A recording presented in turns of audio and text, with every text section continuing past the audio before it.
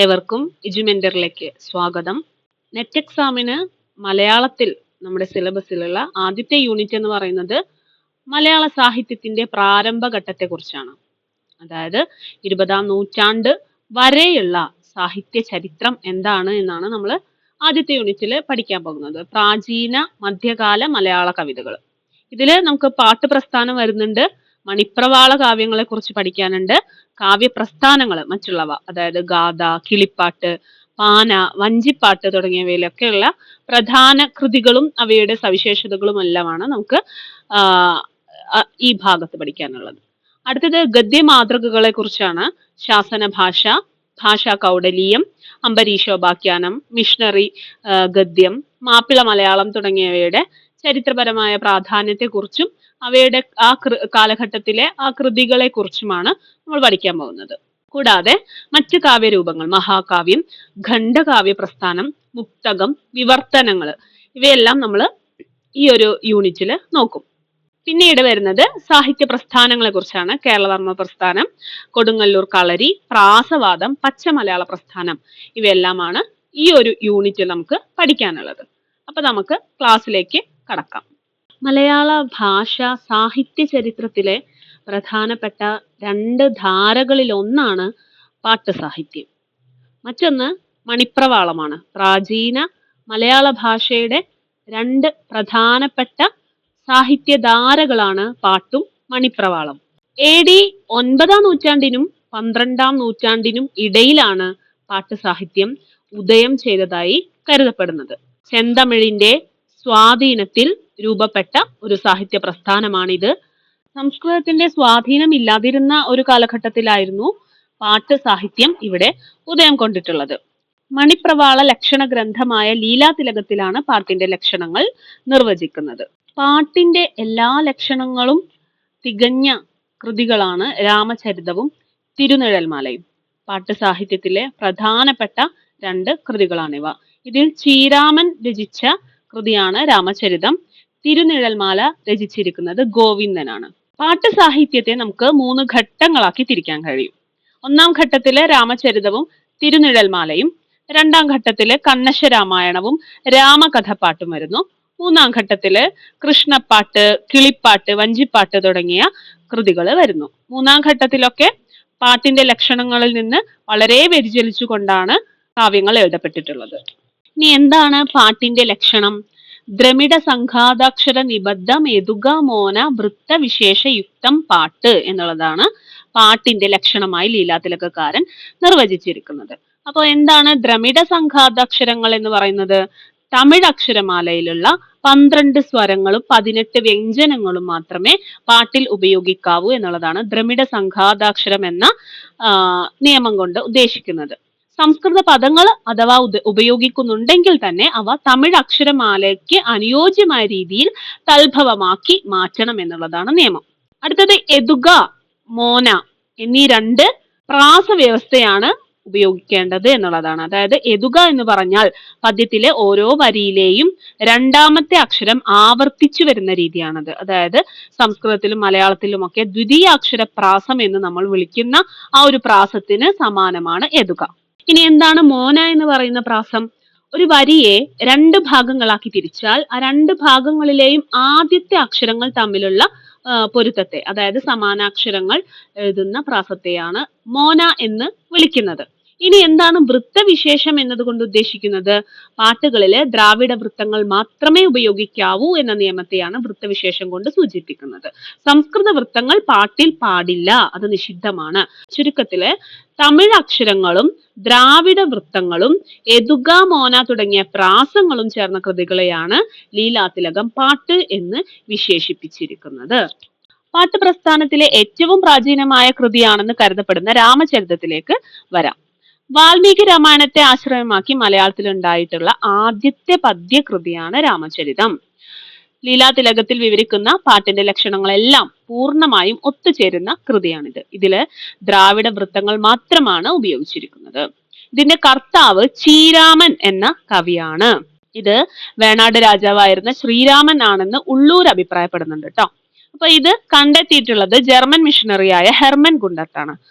ആദ്യമായി അദ്ദേഹം ആണ് പണ്ഡിത ലോകത്ത് അല്ലെങ്കിൽ പണ്ഡിതരുടെ ശ്രദ്ധയിലേക്ക് ഇത് കൊണ്ടുവരുന്നത്. 1872 അദ്ദേഹം തന്റെ നിഘണ്ടുവിൽ ഈ കൃതിയിൽ നിന്നുള്ള ധാരാളം ഉദാഹരണങ്ങൾ ഉൾപ്പെടുത്തിയിട്ടുണ്ടായിരുന്നു. രാമചരിതത്തിലെ ആദ്യത്തെ 30 പടലങ്ങൾ 1917 ഉള്ളൂർ പരമേശ്വരയ്യർ പ്രാചീന മലയാള മാതൃകകൾ എന്ന പേരിൽ പ്രസിദ്ധീകരിക്കുകയുണ്ടായി. രാമചരിതത്തിന്റെ രചനാകാലത്തെക്കുറിച്ച് വ്യത്യസ്ത അഭിപ്രായങ്ങൾ നിലനിൽക്കുന്നുണ്ട്. അതായത് ഉള്ളൂർ എസ് പരമേശ്വരയ്യർ പറയുന്നത് 12ാം നൂറ്റാണ്ടാണ് രാമചരിതത്തിന്റെ രചനാകാലം എന്നാണ്. എന്നാൽ AR രാജരാജവർമ്മയുടെ അഭിപ്രായത്തിൽ 13ാം നൂറ്റാണ്ടിലാണ് രാമചരിതം എഴുതപ്പെട്ടിട്ടുള്ളത്. NN കൃഷ്ണപിള്ളയും R നാരായണ പണിക്കരും പറയുന്നത് 14ാം നൂറ്റാണ്ടാണ് രാമചരിതത്തിന്റെ കാലഘട്ടം എന്നുള്ളതാണ്. പുതുശ്ശേരി രാമചന്ദ്രൻ പറയുന്നത് എന്താണെന്ന് വെച്ചാൽ 15ാം നൂറ്റാണ്ടാണ് അല്ലെങ്കിൽ 14ാം നൂറ്റാണ്ടിന്റെ ഉത്തരാർദ്ധമാണ് രാമചരിതത്തിന്റെ രചനാകാലം എന്നുള്ളതാണ്. അപ്പോൾ ഈ ഒരു കാലഘട്ടങ്ങൾ എപ്പോഴും ചോദിക്കാറുണ്ട് നെറ്റ് എക്സാമിന്. ഇത് നിങ്ങൾ നന്നായിട്ട് പഠിച്ചു വെക്കണം.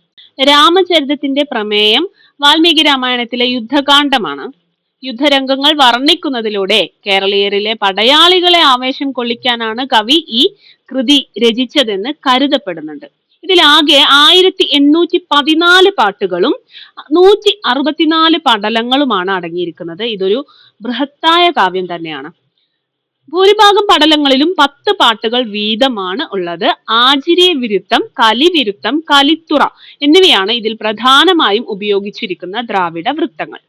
യുദ്ധം പ്രമേയമായതിനാൽ തന്നെ ഇതിലെ വീരരസത്തിനാണ് മുൻതൂക്കം. എങ്കിലും ഹാസ്യം, കരുണം, ബീഭത്സം എന്നീ രസങ്ങൾക്കും കവി പ്രാധാന്യം നൽകി കാണാം. രാമചരിതത്തിലെ ഭാഷയെക്കുറിച്ച് വിവിധ അഭിപ്രായങ്ങൾ നിലനിൽക്കുന്നുണ്ട്. അതായത് അന്നത്തെ സാമാന്യ ജനങ്ങളുടെ ഭാഷയാണ് രാമചരിതത്തിലെ ഭാഷ എന്ന് ചിലർ കരുതുന്നുണ്ട്. എന്നാൽ AR രാജരാജവർമ്മയുടെ അഭിപ്രായം സംസ്കൃതാക്ഷരമാല മലയാളത്തിൽ സ്വീകരിക്കുന്നതിന് മുൻപുള്ള ഭാഷയുടെ ആദ്യ രൂപമാണ് രാമചരിതത്തിൽ കാണുന്നത് എന്നാണ് അദ്ദേഹത്തിന്റെ അഭിപ്രായം. ഉള്ളൂർ എസ് പരമേശ്വരയ്യർ തമിഴിൽ നിന്ന് വേർപെട്ട് സ്വതന്ത്ര ഭാഷയാകാൻ തുടങ്ങിയ കാലത്തെ മലയാളമാണ് ഇതിലുള്ളതെന്ന് കരുതുന്നുണ്ട്. അന്നത്തെ പാട്ടുപ്രസ്ഥാനത്തിന്റെ മാതൃകയിലുള്ള കൃതിയാണിതെന്നും ഉള്ളൂര് സൂചിപ്പിക്കുന്നുണ്ട്. രാമചരിതത്തെ കുറിച്ച് TA ഗോപിനാഥ റാവുവും KG ശേഷയ്യരും പറയുന്നത് ഇതൊരു തമിഴ് കൃതിയാണ് എന്നുള്ളതാണ്. എന്നാൽ ആറ്റൂർ കൃഷ്ണപിഷാരടി ഇത് മലയാളവും തമിഴും കലർന്ന ഭാഷയാണെന്നും മലയാളത്തിന്റെ പൂർവ്വരൂപമാണെന്നും പറയുന്നുണ്ട്. KM ജോർജിന്റെ വിലയിരുത്തലിൽ തിരുവനന്തപുരത്തിന് തെക്ക് മലയാളവും തമിഴും സംസാരിച്ചിരുന്ന ദ്വിഭാഷാ പ്രദേശത്ത് രൂപം കൊണ്ട തമിഴ് മലയാള മിശ്ര ഭാഷയാണ് എന്നുള്ളതാണ് കേട്ടോ.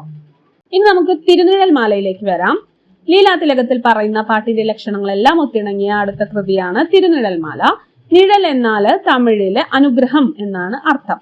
ആറന്മുളയപ്പന് വേണ്ടി നടത്തുന്ന അനുഷ്ഠാനങ്ങളാണ് ഈ കൃതിയുടെ ഇതിവൃത്തമായിട്ട് വരുന്നത്. ഡോക്ടർ MM പുരുഷോത്തമൻ നായരാണ് ഈ പുസ്തകം കണ്ടെത്തി പ്രസിദ്ധീകരിച്ചത്. കണ്ണൂരിലെ വെള്ളൂരില്ലത്തെ ചാമക്കാവ് ദേവസ്വത്തിൽ നിന്നാണ് ഈ കാവ്യം കണ്ടെത്തിയത്. തിരുനിഴൽമാലയുടെ രചയിതാവ് ഗോവിന്ദൻ ആണ്. AD 1200 1300 ഇടയിലാണ് ഇതിന്റെ രചനാകാലമെന്ന് ഡോക്ടർ MM പുരുഷോത്തമൻ നായർ രേഖപ്പെടുത്തുന്നുണ്ട്. ആറന്മുളയുടെ ഗ്രാമവിശേഷങ്ങളും ഭാരതഖണ്ഡം, കേരളോൽപ്പത്തി, ചേരരാജ്യം തുടങ്ങിയവയെ കുറിച്ചൊക്കെയുള്ള വർണ്ണനകളും ഈ കൃതിയിലുണ്ട്. സാമൂഹിക വിഷയങ്ങൾ കൈകാര്യം ചെയ്യുന്നു എന്നത് ഈ കാവ്യത്തിന്റെ പ്രാധാന്യം വർദ്ധിപ്പിക്കുന്നുമുണ്ട്. അടുത്തത് നമ്മൾ കണ്ണശ കൃതികളിലേക്ക് കടക്കുകയാണ്. നിരണം കൃതികൾ എന്നും ഇതറിയപ്പെടുന്നുണ്ട്. ആരാണ് കണ്ണശന്മാർ? മലയാള കാവ്യലോകത്ത് വിപ്ലവകരമായ മാറ്റങ്ങൾ കൊണ്ടുവന്ന കവികളാണ് കണ്ണശന്മാർ. അതായത് നിരണം കവികൾ എന്നും ഇവർ അറിയപ്പെടുന്നുണ്ട്. മാധവ പണിക്കർ, ശങ്കര പണിക്കർ, രാമപണിക്കർ എന്നിവരാണ് നിരണം കവികൾ. ലീലാതിലകത്തിൽ പറയുന്ന പാട്ടിന്റെ നിയമങ്ങളെ പൂർണ്ണമായും പാലിക്കാതെ മലയാളത്തിന് പ്രാധാന്യം നൽകിക്കൊണ്ടുള്ള പുതിയൊരു ശൈലിയാണ് ഇവര് സ്വീകരിച്ചത്. സംസ്കൃത പദങ്ങൾ ധാരാളമായി ഉപയോഗിച്ചിട്ടുണ്ടെങ്കിലും മലയാളത്തിന്റെ സ്വാഭാവികമായ ഒഴുക്ക് ഇവരുടെ കൃതികളിൽ കാണാൻ കഴിയും. തമിഴ് വൃത്തങ്ങൾക്ക് പകരം നിരണം വൃത്തങ്ങൾ എന്നറിയപ്പെടുന്ന ദീർഘതരംഗിണിയാണ് ഇവര് ഉപയോഗിച്ചിരുന്നത്. ഏതൊക്കെയാണ് കണ്ണശ കൃതികൾ എന്ന് നോക്കാം. രാമപണിക്കരുടെ കണ്ണശ രാമായണവും, മാധവ പണിക്കരുടെ ഭാഷാ ഭഗവത്ഗീതയും, ശങ്കര പണിക്കരുടെ ഭാരതമാലയുമാണ് പ്രധാനപ്പെട്ട കണ്ണശ കൃതികൾ എന്ന് അറിയപ്പെടുന്നത്. കണ്ണശ രാമായണത്തിലേക്ക് വരികയാണെങ്കിൽ കർത്താവ് രാമപണിക്കരാണ്. ഇദ്ദേഹത്തിന്റെ ഏറ്റവും പ്രധാനപ്പെട്ട കൃതിയാണ് കണ്ണശ രാമായണം. മലയാളത്തിലെ ആദ്യത്തെ സമ്പൂർണ്ണ രാമായണ കൃതിയായി ഇതിനെ കണക്കാക്കുന്നുണ്ട്. വാൽമീകി രാമായണത്തിലെ 24,000 ശ്ലോകങ്ങളെ 3059 പാട്ടുകളിലായി സംഗ്രഹിച്ചാണ് രാമപ്പണിക്കർ ഈ കാവ്യം രചിച്ചിരിക്കുന്നത്. മലയാള മനോരമയുടെ പ്രഥമ പത്രാധിപരായിരുന്ന വർഗീസ് മാപ്പിളയാണ് ഈ കൃതി ആദ്യമായി കണ്ടെത്തി പ്രസിദ്ധീകരിച്ചത്. കണ്ണശ രാമായണത്തോടെ സാഹിത്യത്തിലുള്ള അതീശത്വം, അതായത് ഉന്നത കുലജാതരല്ലാത്തവർക്കും കൈവന്നു എന്നുള്ളതാണ് ചരിത്രപ്രധാനമായ ഒരു മാറ്റം.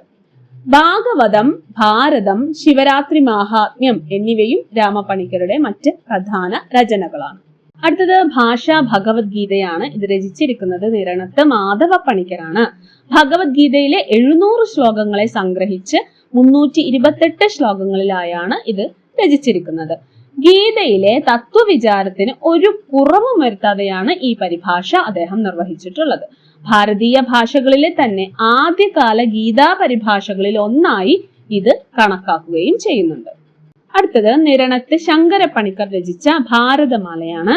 മലയാളത്തിലെ ഒന്നാമത്തെ മഹാഭാരത സംഗ്രഹമാണ് ഇത് എന്നുള്ളതാണ് അതിന്റെ പ്രത്യേകത. ലക്ഷക്കണക്കിന് ശ്ലോകങ്ങളുള്ള മഹാഭാരതത്തെ 1363 ശ്ലോകങ്ങളിലേക്ക് അദ്ദേഹം സംഗ്രഹിപ്പിച്ച് അവതരിപ്പിച്ചു. എഴുത്തച്ഛന്റെ മഹാഭാരതം കിളിപ്പാട്ടിന് മുൻപ് രചിക്കപ്പെട്ട പ്രധാനപ്പെട്ട ഒരു കൃതിയാണിത്. മാത്രമല്ല, എഴുത്തച്ഛന് മഹാഭാരതം കിളിപ്പാട്ട് രചിക്കാൻ മാതൃകയായത് ശങ്കരപ്പണിക്കരുടെ ഭാരതമാലയാണെന്ന് പ്രൊഫസർ എൻ കൃഷ്ണപിള്ള കൈരളിയുടെ കഥയിൽ അഭിപ്രായപ്പെടുന്നുണ്ട്. ഇനി പറയുന്നത് നിരണം വൃത്തം എന്നറിയപ്പെടുന്ന ദീർഘതരംഗിണി എന്ന വൃത്തത്തെ കുറിച്ചാണ്. കണ്ണശ കവികൾ ഉപയോഗിച്ച വൃത്തമാണ് ദീർഘതരംഗിണി. ഇതിന് 14 മാത്രകൾ അടങ്ങിയ 2 ഖണ്ഡങ്ങളുള്ള 4 പാദങ്ങളാണ് ഉള്ളത്. തരംഗിണിയുടെ ലക്ഷണം ദ്വിമാത്രം, ഗണം 8 എണ്ണം, യതി മദ്യം തരംഗിണി എന്നുള്ളതാണ് എന്ന് ഇവിടെ ഓർമ്മിപ്പിച്ചുകൊള്ളുന്നു. ഇനി നമുക്ക് രാമകഥ പാട്ട് എന്താണെന്ന് നോക്കാം. അവ്വാട് തുറ അയ്യപ്പിള്ള ആശാൻ രചിച്ച ഒരു ജനകീയ മഹാകാവ്യമാണ് രാമകഥ പാട്ട്. രാമായണ കഥ പൂർണ്ണമായും ഇതിൽ ഉൾപ്പെടുത്തിയിരിക്കുന്നു. AD 1400-നടുത്താണ് ഇതിന്റെ രചനാകാലം എന്ന് കരുതപ്പെടുന്നുണ്ട്. തമിഴ് കലർന്ന തെക്കൻ തിരുവിതാംകൂറിലെ ഭാഷയാണ് ഇതിൻ്റെത്. PK നാരായണപിള്ള ഭാഷാ പരിമളം എന്ന പേരില് വ്യാഖ്യാനത്തോടു കൂടി രാമകഥ പാട്ട് പ്രസിദ്ധീകരിച്ചിട്ടുണ്ട്.